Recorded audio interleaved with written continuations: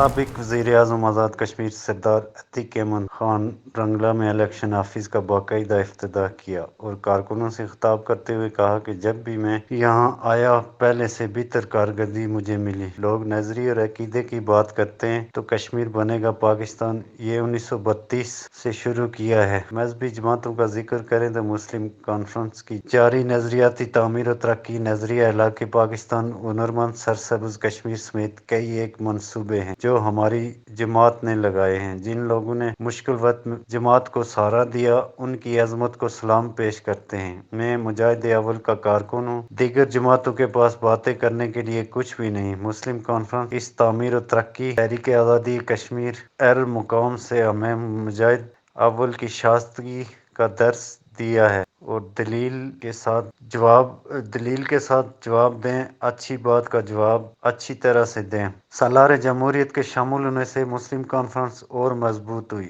راجہ داؤد، crime reporter, پاک Asia T V, تیر کوٹ، رنگلا، آزاد کشمیر۔